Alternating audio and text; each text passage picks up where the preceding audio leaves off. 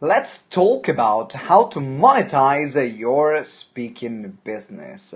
In this live show, you are going to learn what I did to make more than seven figures in my speaking career as a speaker in our business over the years.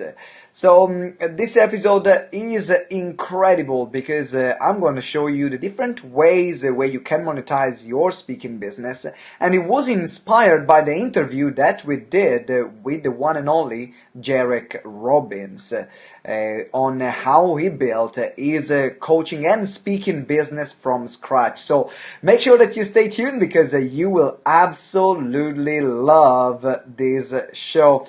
Now, this is part of our eXplode Your Expert Biz show. We are live every single Tuesday at 7 o'clock UK time to help you grow your business. So if you're watching the replay, thank you for watching the replay. If you're watching live, thank you for watching live. I really, really appreciate it. And if you're listening on our podcast or on YouTube, watching on YouTube, I really appreciate it. Thank you for joining.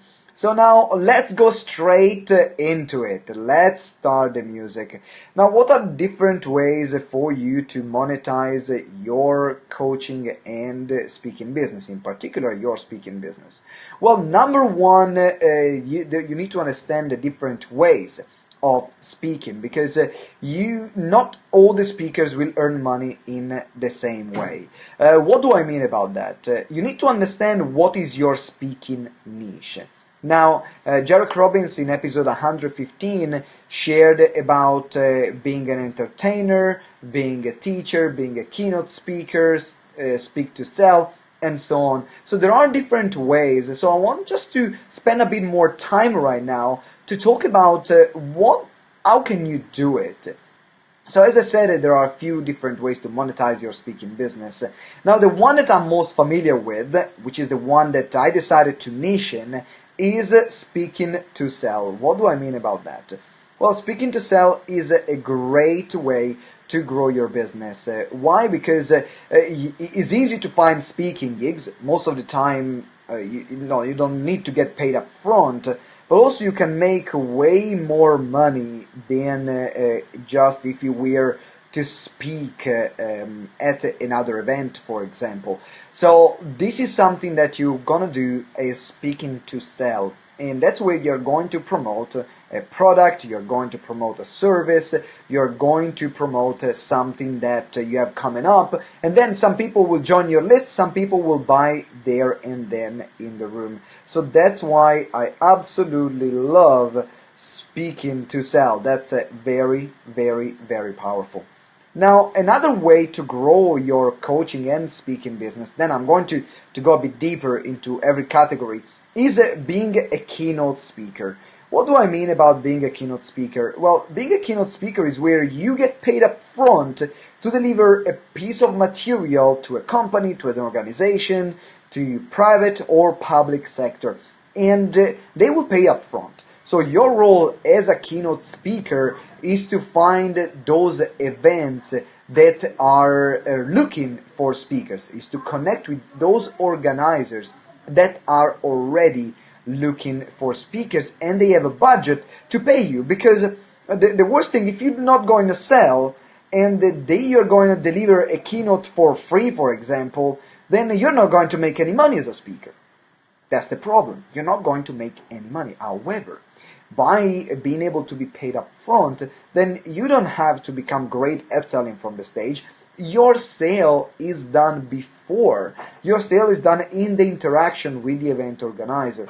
Now, what's great about becoming a keynote speaker is that you can be a keynote speaker for an organization and for a company, but then they will pay you to be a keynote. But for example, if you do also consulting, then they can hire you as a consultant later on. So that's another way to monetize your keynote. So you don't just get paid once, but you get paid multiple times. So that's very, very powerful.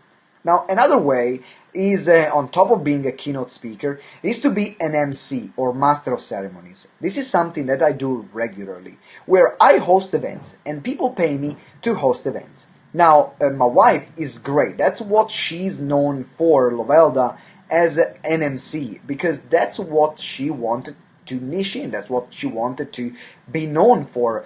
She goes in conferences, she goes in events, and then makes them memorable. Now, to be an MC is very fulfilling because you are the gel, you are the person who connects all the speakers, but it's also very challenging. Because to be a great MC, you need also to have an understanding, a very deep understanding about this speaking industry and about the event industry. Now, as an MC, you will be required to make sure that the event runs on time. Most of the time, you will support the event organizer as well in scheduling the event. It depends on how well organized the event is as well. Now, the rates for MC or panel moderators, for example, they're generally lower than keynote speakers. As a keynote, you will be paid more unless you are a celebrity. Because a lot of people will look for a celebrity to hire as an MC for the night if they have a large budget. And that's where they will spend, 10,000, 15,000, 20,000 pounds or dollars.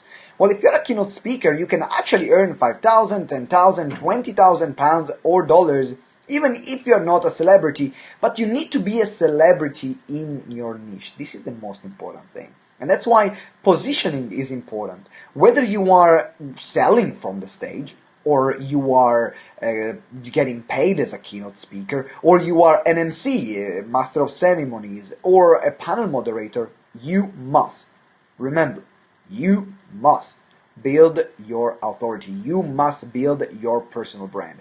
And that's why this is crucial. Now, another way to to become a great speaker and to make money as a speaker is to start your own events. So that's where you're going to create an event and you can sell tickets. So make money on the ticket sale, and then you might be the speaker, or you can actually have other people speaking at your event. Now, for example, that's a lot of events I speak at. I'm going there as a guest speaker. So the event organizer will make money from the ticket sales, or for example, if it's a free event, they will make money on a split share on the sales that I make. So that's another way to monetize your speaking business. You might run events, and you might be the person who brings people together and then gets other speakers to sell, and then they make money from the sales at the back of the room from this kind of events. So that's another powerful way to monetize your speaking skills.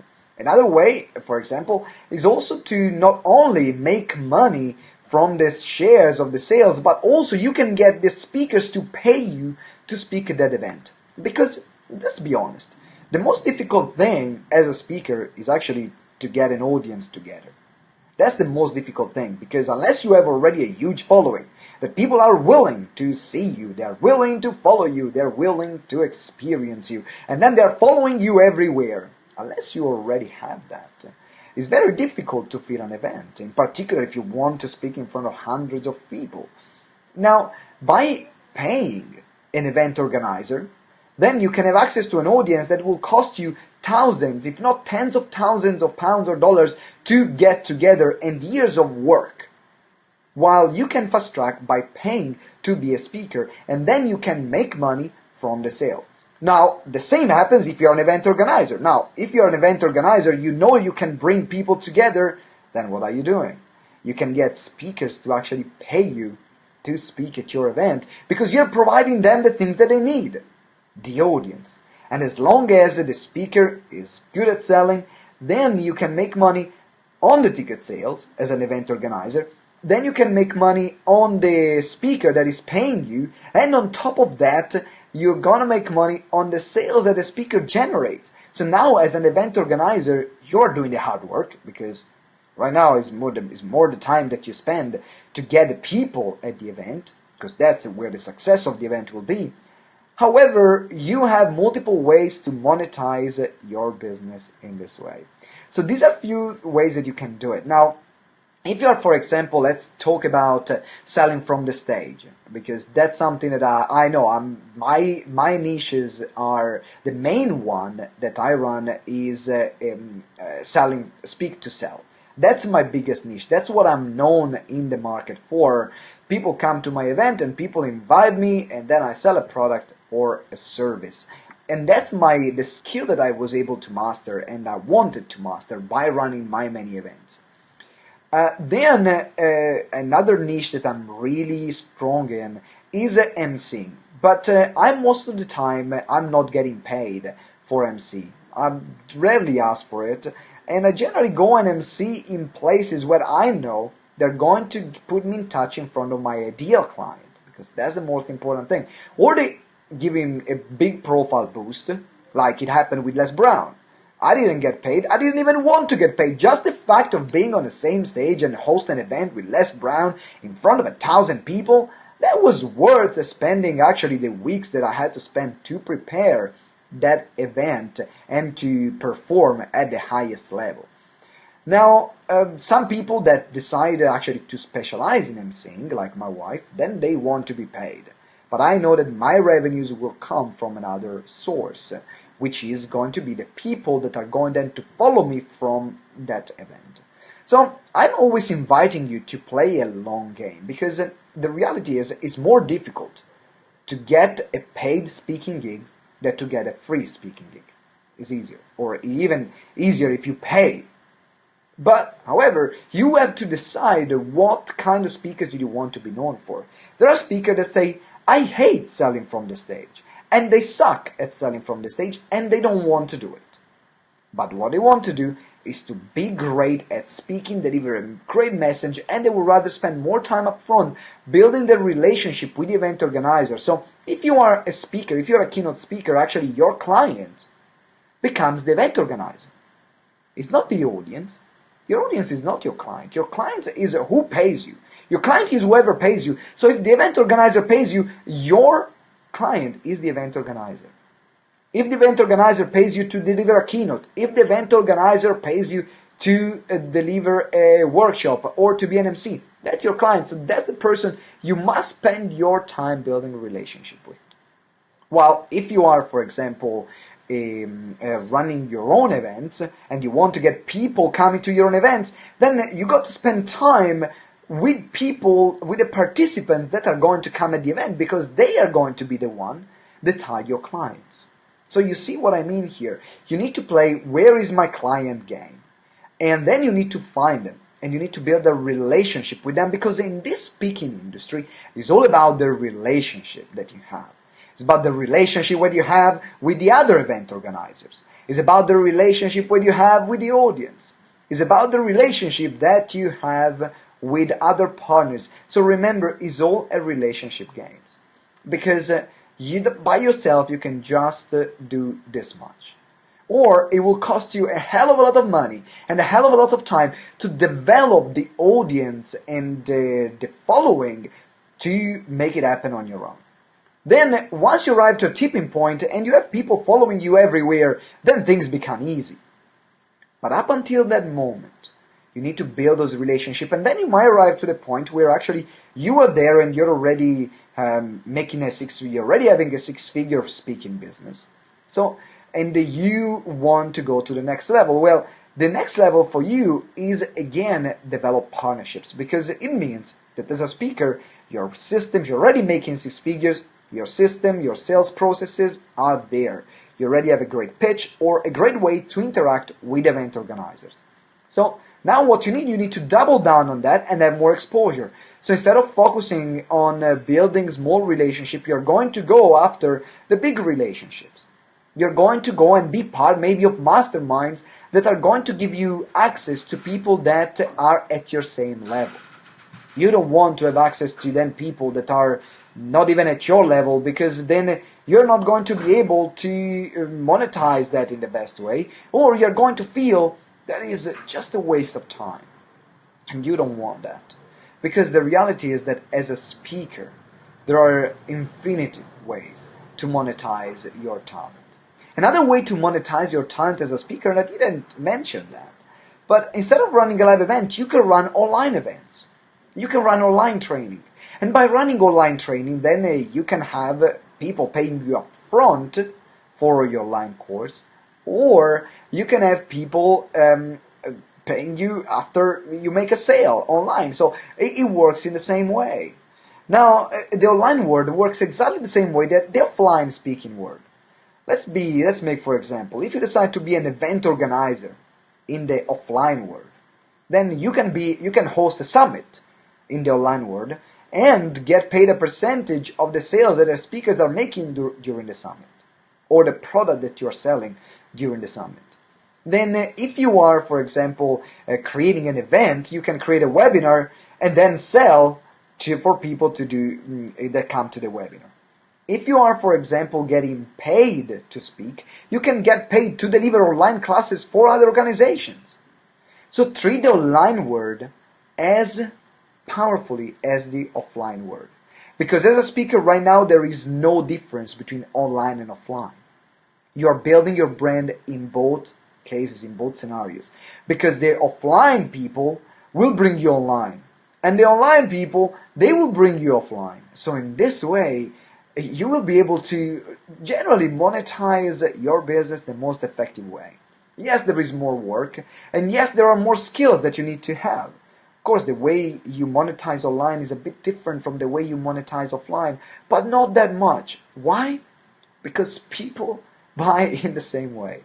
Whether they buy offline, whether they buy online, their buying patterns are the same. The actions that they take might be different, so you want to be clear about what action are you offering. However, you will be able to connect with them in the same way you will connect with them online and offline. So these are a few ways to monetize your speaking business. And if you are serious about becoming a speaker, you must monetize it. Now, if you're already monetizing your speaking and your workshops and your talks, then great. Now it's time to work on the small percentages that make the difference.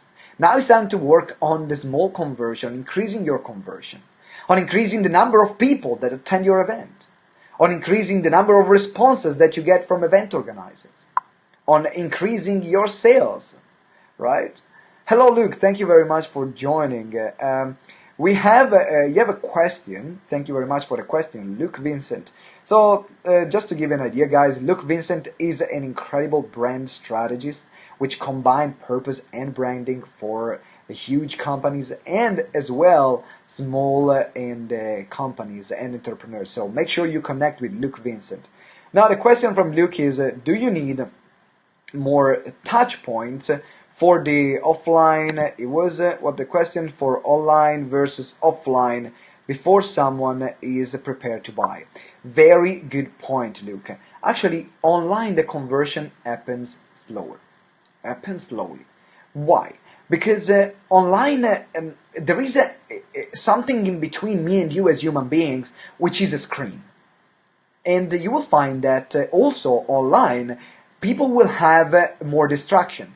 Because they might be actually not only listen to you, but they might be doing other things. They might answer their phone, they might update their profile, or they put a message on their social media. They might watch a movie at the same time they listen to your presentation.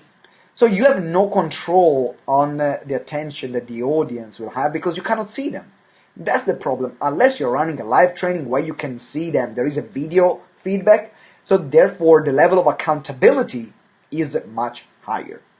So therefore, that's why online the conversions will happen, the conversion will be lower, and it will take more touch points because I'm going to build more relationship with you, but there is a screen, so it will take longer because as human beings, we connect when we are in person, live. That's how we connect the most.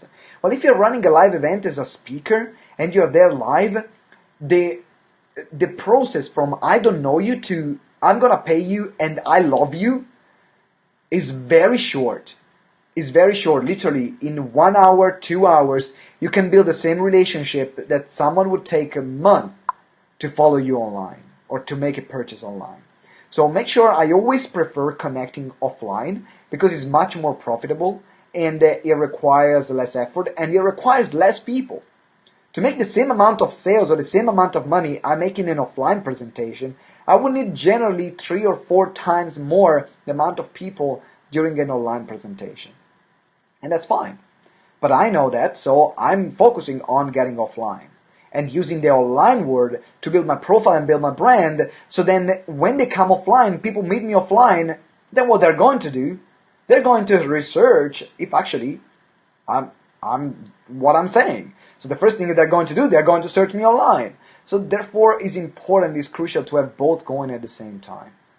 Thank you very much, Luke, for the question. I really appreciate it. And thank you very much for everyone who listened to this podcast or watch the video if you're live, if you're watching the replay. Now, to wrap up with one single message is you are a speaker. You have a message. Without an audience, you are nothing. Because otherwise, your message is worth nothing. Like, don't take it very personal. I'm saying, oh, I'm nothing. Simone told me I'm nothing. No, you need to have the right audience. You need to have the right audience, and you need to serve them. And remember, your client is who pays you. So if you are getting after keynotes, connect with event organizers. They are your clients. If you're after someone paying you money from a customer paying you money, look at create an event and convert them during the event. That's how this is done. Now, make sure that you listen to episode 115 with the interview with Jarek Robbins, because it was mind-blowing and eye-opening on how the speaking industry works as well. So this is episode 116. Make sure you go back and listen to episode 115 with Jarek Robbins, which is the son of Tony Robbins. Make sure you do that. Thank you very much for listening, and make sure that also you subscribe to our show. Wherever you're watching or listening, subscribe there so then you don't miss any other episode moving forward, because I have few surprises for you in the next few days. So make sure that you keep following, because there are going to be some new things coming up in the GTEx world. So now I gotta go, because I have an interview in a Facebook group with the one and only Diana May Fernandez, which is going to be one of our guests. She's a multi-millionaire with speaking all over the world and running a huge community, doing deals for properties and so on. So I'm going to have actually Diana to be one of our guests in our podcast, but right now I gotta go and deliver a training on how to get speaking gigs for our Facebook group. So I'll see you next time. Thank you very much for joining. Ciao, ciao. Oh, subscribe, of course. And remember, together we grow exponentially. Ciao.